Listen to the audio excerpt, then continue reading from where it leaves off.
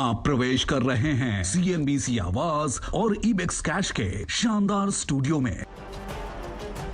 Hi good morning. सीधा सौदा के फ्राइडे एडिशन में स्वागत है। हफ्ते का आखिरी दिन और कल थोड़ा सा दिक्कत भरा यूएस में क्यों संकेत आए। यूएस के बेंचमार्क्स कल 2.25 से 2.5-3% तक गिरते हुए नजर आए। क्रॉस बेंचमार्क्स पेन था और इस साल 2022 का डाउ का सबसे ज्यादा पेनफुल सेशन, 600 पॉइंट से ज्यादा डाउ क्रैक हुआ। वजह थी वो रिस्की एसेट से लोग पैसा निकाल रहे थे। डर था यूक्रेन रशिया क्राइसिस एस्केलेशन का। बाइडेन साहब के बयान भी आ रहे थे, तो वो नॉइज के बीच में एक पैनिक सेलिंग शायद देखने को मिली।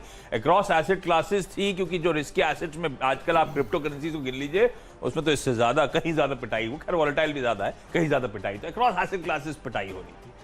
तो दरअसल हाल क्या है पिच का, रशियन क्राइसिस वैसे कि जस की तरह से नीरज जी बता देंगे आपको। Neeraj ji good morning. Good morning आशीष। और क्राइसिस वैसी है, उसमें कोई बदलाव नहीं है, बल्कि तनातनी ज्यादा चल रही है। जितने दिन तनातनी चलती है उसका मतलब है कि कोई करने के मूड में नहीं, सब बातचीत से रिजॉल्व करना चाहते हैं, ऐसा मानो क्या? या मान करना होता तो कर दिया होता। एग्जैक्टली। देखिए मान के चलिए दोनों का नुकसान है ना। आर्म ट्विस्टिंग है बेसिकली। आर्म ट्विस्टिंग है कि हम अपनी बात बनवा ले, हम अपनी बात बनवा ले। हो सकता है यही स्थिति कुछ दिन तक रहे, स्टेटमेंट आना बंद हो जाए तो मीडिया रिपोर्टिंग बंद हो जाएगी, सबकी इज्जत सब घर लौट खत्म। लेकिन यूएस इसमें यूरोप की प्रॉब्लम क्या है कि अगर झगड़ा हुआ तो उनकी एनर्जी सप्लाई रुक जाएगी। रशिया की प्रॉब्लम ये है कि उसकी 6 पाइपलाइन जाती है यूक्रेन से, बहुत बड़ा रेवेन्यू लॉस उसको होगा। तो झगड़ा कोई नहीं चाहता, यूएस का कोई लेने देना नहीं है, उसका इस तरह से कोई लॉस नहीं है। लेकिन वो नेटो के चूंकि मेंबर है, गारंटी ली है, तो निपट रहे हैं। तो ये बात सच है कि वो चाहता कोई नहीं, लेकिन तनातनी बनी हुई है। अब मेरा ईगो कैसे नीचे हो जाए, मैं कैसे मान जाऊं, वो परिस्थिति है। लेकिन लॉन्ग रन अगर आप इसको देखेंगे तो वो एक वर्चस्व की लड़ाई है। जो कोल्ड वॉर बंद हो गया था वो हो सकता है फिर से शुरू हो जाए, यूएस रशिया वाला। तो ये बहुत प्रॉब्लमेटिक सिचुएशन है। क्या हल होगा अभी किसी को पता नहीं है। हो सकता हो ही जाए झगड़ा, हो सकता ना हो, ऐसी पोजिशनिंग करके खत्म हो जाए। लेकिन एनीबॉडीज गेस है। अब फिर अपनी एनर्जी सिक्योरिटी की लोग व्यवस्था करने लगे। कोई कह रहा मैं न्यूक्लियर पे वापस जा रहा हूँ, फ्रांस तो जा रहा है, उसके बाद तो बहुत पहले से है, तो उसने बंद कर रखे थे, वो जा रहा है वापस, तो जिससे कि हमको कोई दिक्कत ना हो कल कोई है। तो इन सारी परिस्थितियों के बीच में मार्केट कल इसीलिए काफ़ी गिरा। 3 वीक के लोस पे मार्केट चले गए। तो जहाँ मार्केट में इतना गेन हुआ है पिछले 1 सालों में, तो ऐसी कोई भी खबर, ऐसी अनसर्टेनिटी आएगी तो मार्केट वहाँ करेक्ट होगा। मैं हमेशा कहता हूँ मार्केट को सर्टेनिटी पसंद है। आप ब्याज दर एक बार फिक्स कर दो, 10 साल तक बदलो नहीं, मार्केट खुश है, वो भले ही आप ऊपर रख लो। लेकिन आप रोज रोज असमंजस की स्थिति नहीं खड़ा कर सकते कि बढ़ा रहा हूँ, फिर नहीं बढ़ा रहा हूँ। मार्केट इसी के बीच झूल रहा है। लगता है कि मार्केट थोड़ा दबाव में आज रहेगा। ओके, चलिए अब जरा टीम की शुरुआत कर देता हूं। टीम ऐड करिएगा। स्टॉक स्पेसिफिक न्यूज डेवलपमेंट्स हैं, या कोशिश करिए वो स्टॉक जो इंपैक्ट होंगे उनको मेंशन करूं। आप ऐड करिएगा। नहीं समझ में आ रहा ट्रेड तो ना लीजिएगा, ज्यादा बेहतर है। ऐसे वोलेटाइल जब इनकी कमेंट्री कह रही है कि एनीबॉडीज गेस, तो बड़ा रिस्क। ये मेरे को जो स्किल ट्रेडर्स है उन्हीं के लिए बाजार है। लंबी अवधि के लिए गिरावट में खरीदारी, वो तो क्या कहते हैं, यूनिवर्सल ट्रूथ है, तो वो रोज सुबह आके कह सकता हूं। तो थोड़ा सा आप कॉशियस रहिएगा, और नया समझ में आए ना मूव कर रहे हो स्टॉक्स, दूर रहिए। हिंदुस्तान एरोनॉटिक्स, क्योंकि इसको रिलीफ मिली है, इनकम टैक्स की रिलीफ है। R&D पे जो खर्च किया था वो एक्सपेंस का रिफंड आया है 710 करोड़ का। ल्यूपिन, यूएस FDA से एक अप्रूवल मिला। इनकी एक सप्लीमेंटल न्यू ड्रग एप्लीकेशन है सोलोसेक, उसके लिए, और कहा जा रहा अच्छा खासा एक सेंटिमेंट पॉजिटिव हो सकता है। तो देखते हैं कैसे रिएक्ट करती है डेवलपमेंट पे स्टॉक। पैनिशिया बायोटेक ने कहा है भाई आज एक प्रेस कॉन्फ्रेंस शेड्यूल्ड है, कोविड-19 वैक्सीन फ्रंट पे एक इंपॉर्टेंट अनाउंसमेंट करना है। ध्यान रखिएगा, इस कंपनी का RDIF के साथ वो स्पुतनिक 5 के लिए, स्पुतनिक V के लिए करार ऑलरेडी है। अनाउंसमेंट क्या आएगा पता नहीं, लेकिन एक स्ट्रैटेजिक इंपॉर्टेंस की प्रेस कॉन्फ्रेंस अब देखते हैं। तो इसलिए ऐड करिएगा स्क्रीन पे। ये stock to watch out for हो गया आज के सेशन में। बजाज कंज्यूमर इसीलिए क्योंकि इन्होंने एक नया प्रोडक्ट लॉन्च करा, ऑफ हाई ट्रेड कर रहा है, आधा होके मेरे ख्याल से कामकाज कर रहा है, इसीलिए इंपॉर्टेंट है। इन्होंने एक ऑयली तेल, ऑयली होता है भाई, तेल ऑयली नहीं, तो इन्होंने अब बोला है कि एक नॉन स्टिकी तेल होगा, आप लगाएंगे पता ही नहीं चलेगा आपको। तो अगर आपको चिढ़ है चिपचिपेपन से, तो ये एक नया आया है कोको अनियन। हाँ, तो वो नया प्रोडक्ट लॉन्च हुआ है। खैर प्रोडक्ट लॉन्च तो ठीक है, अब वो सक्सेस डिपेंड करेगी कैसा प्रोडक्ट ट्रैक्शन पकड़ता है। पर ये स्टॉक पिटा हुआ, FMCG स्पेस का, मार्केट अनसर्टेन, तो सब इक्वेशन बैठ रही थी। टॉरेंट पावर को दिखाइए स्क्रीन पे, रेटिंग्स अपग्रेड हुई है। क्रिसिल ने टॉरेंट पावर की लॉन्ग टर्म रेटिंग AA से बढ़ाकर AA+ कर दी है, आउटलुक स्टेबल रखा है, और ये स्टॉक पिटा हुआ था और अब ये रेटिंग का अपग्रेड आता हुआ, इसलिए मेंशन कर रहा हूं। और एक और स्टॉक बता देता हूं, लाल निशान वाला। अब 5 हरे हैं, 5 लाल है।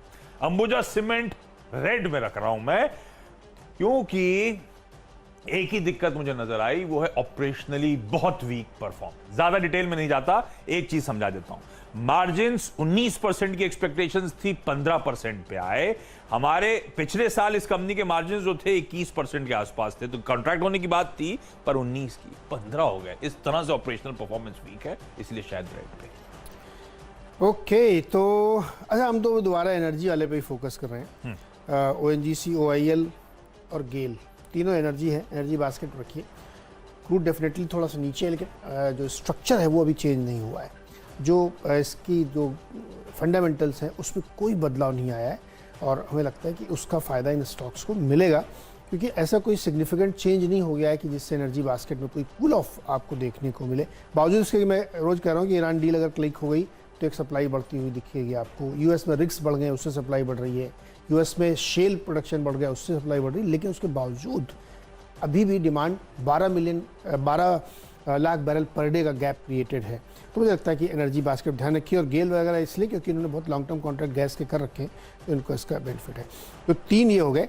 अब यहाँ पे 2 रेड वाले हैं, LIC हाउसिंग और PNB हाउसिंग। क्रेडिट स्विस की एक ताज़ा रिपोर्ट कहती है कि ये दोनों स्टॉक थोड़ा सा वीकर दिख रहे हैं। उनको नहीं लगता है कि इसमें बहुत ज़्यादा गुंजाइश है ग्रोथ की, जबकि दूसरे जो NBFCs हैं, इसी हाउसिंग सेगमेंट की बड़ी कंपनीज, उन पे उनका नज़रिया ठीक है। तो मुझे लगता है कि इस पर दबाव रहना चाहिए। और मैं छठवां बता देता हूँ यहाँ पे, अपोलो हॉस्पिटल ग्रीन में रखें। इन्होंने उज़्बेकिस्तान में एक नया एक अस्पताल सेटअप करने की कोशिश कर रहे हैं, तो एक्सपेंशन अब देश से बाहर, मुझे लगता है कि इसकी अच्छी खबर है। हो गए 6 आपके? यस। आज बड़ी जल्दी जल्दी भाग रहे हो आज। डॉक्टर साहब दबाव बनाए हुए हैं। बोले पिछला शो बहुत ओवर कर देते हो, ये आप बहुत बातें करते हो शायद पिछले शो में। मैं बात लंदन हमेशा फैशन ये हमेशा की प्रॉब्लम हो जाती है। लेकिन नहीं, आज जैसा मूड वैसा, जैसा क्या, जैसा देश वैसा भेज, वैसी मूड है आज, थोड़ा सा somber सा। ठीक है, तो ये वो स्टॉक्स जो रडार पे रखेंगे। क्योंकि छोटा सा ब्रेक के उस पार अगले 4 स्टॉक्स पे करेंगे बात। स्वागत है एक बार फिर से आपका सीधा सौदा में, और अगले 4 स्टॉक्स स्क्रीन पे दिखाइए। हिंडाल्को दिखाइए, हिंदुस्तान कॉपर दिखाइए, हिंदुस्तान जिंक दिखाइए, और वेदांत। ये 4 स्टॉक दिखाइए। देखिए, ये चारों मेटल में एक खास बात है, ये अदर देन स्टील है, यानी लोहे वाली कंपनी से अलग इसमें जिंक है, कॉपर है, मेटल है। अगर जियोपॉलिटिकल टेंशन कंटिन्यू करेगी तो आप देखेंगे ये मेटल कंपनीज या ये मेटल पूरा अप साइड में बना रहेगा। आज भी आप चार्ट उठा के देखिए जाके तो हायर साइड में है। मुझे लगता है इस पर ध्यान रखना चाहिए। इस तनाव के बीच में इन मेटल्स में तेजी रहेगी।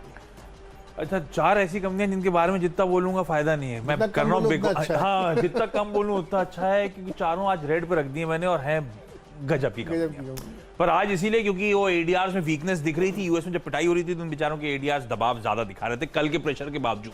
तो HDFC बैंक, ICICI बैंक, वो बैंकिंग पैक्ट, और वीरू कह भी रहे थे कल बैंक्स बड़े कमजोर नोट पे बंद हुए। विप्रो और इन्फोसिस, कल अच्छी खबरें, ABB के ऑर्डर न्यूज पे भी विप्रो रिएक्ट नहीं कर पाया, वो वीकनेस के इंडिकेशंस आ गए थे। आज विप्रो और इन्फोसिस दोनों। TCS इसलिए ले रहा हूं क्योंकि TCS में अभी भी वो एक टेलविंड बनी हुई है, जिसके लिए उसको अवॉइड कर रहा हूं। तो विप्रो और इन्फोसिस में भी शायद आज लाल के साथ कामकाज। क्विकली छोटा सा ब्रेक के उस पार टीम्स का quick wrap up.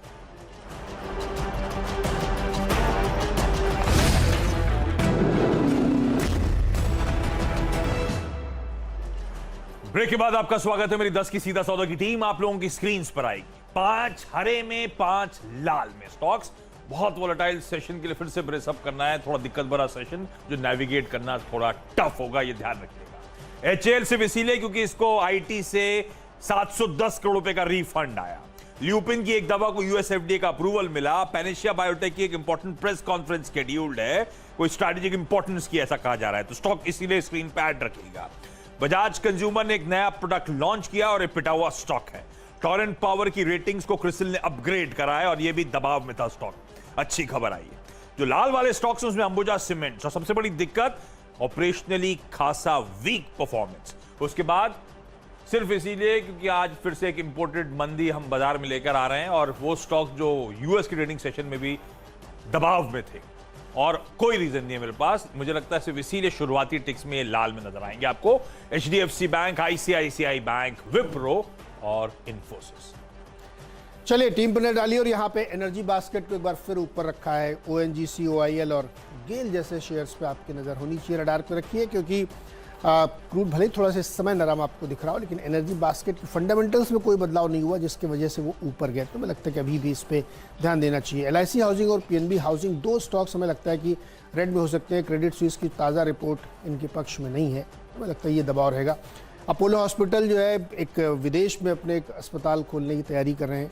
Hindalco, Hindustan copper, Hindustan zinc और वेदांत बहुत ही बढ़िया लग रहे हैं, क्योंकि जो ये मेटल है अदर देन स्टील, इन मेटल्स में एक बढ़िया तेज़ी बन रही है और जितना जियोपॉलिटिकल टेंशन बना रहेगा इन मेटल्स में आपको और तेज़ी देखने को मिलेगी। तो इसीलिए हमारी टीम में इसमें आपको ग्रीन देखने को मिलेगा।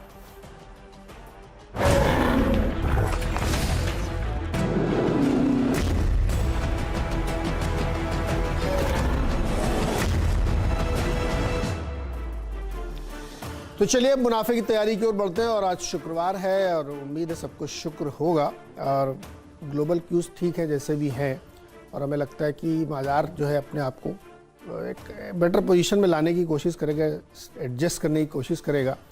लेकिन ज़्यादा ना बोलते हुए मैं सीधे शैल जी के पास चलता हूँ। गुड मॉर्निंग सर, बताइए क्या हाल चाल है? बिल्कुल, नमस्कार नीरज जी और आशीष जी, आप दोनों को शुभ प्रभात। हमारे साथ लाखों दर्शक जुड़ चुके हैं, आप सबको भी बहुत ज़बरदस्त नमस्कार। मूड माहौल आप देख ही रहे हैं कैसा है, और नीरज जी ने जो पहली लाइन की थी कि शुक्र है कि शुक्रवार है, तो इस पर ज़्यादा अहमियत हम लोग देंगे। और कल आपने देखा ही था कि वीकली एक्सपायरी वाले दिन बहुत ही मुश्किल बाज़ार था, बिल्कुल फ्लैट, कहीं पर भी आपको कोई ढंग का ट्रेड नज़र नहीं आ रहा था। और अब आप देखिए जिस हिसाब से आपने खासा कट आते हुए देखा है अमरीकी बाज़ारों में, दिन के न्यूनतम लेवल के आसपास आपको डाउ और नैस्डैक बंद होते हुए दिखे। और ध्यान दीजिए अभी तो मार्च की एक मीटिंग बची है US फेडरल रिजर्व की, वहाँ पर देखते हैं क्या होता है। लेकिन फ़िलहाल रूस और यूक्रेन और अमेरिका में जो आपस में वार्तालाप चल रहे हैं उसके बीच में आप देखिए सारे दुनिया के बाजार पिसते हुए। आशीष जी। बिल्कुल दिक्कत भरे संकेत, यूएस में तगड़ा फॉल, और उसके बाद एक अच्छी चीज के साथ शो की शुरुआत कर रहा हूं। अब वो पता नहीं कितनी स्टैंड करती है सुबह 9 बजे तक। SGX निफ्टी एकदम फ्लैट हो चुका है। तो अगर सुबह वो यूएस की चाल देके घबरा रहे थे तो एटलीस्ट SGX निफ्टी कह रहा है all is well, all is well. देख लेते कितना वेल रहता है, सब पे बातचीत करेंगे हम लोग। लेकिन एक काम कर रहे हैं, इस प्रोग्रामिंग की शुरुआत कर देते हैं इस वक्त की टॉप हेडलाइंस के साथ।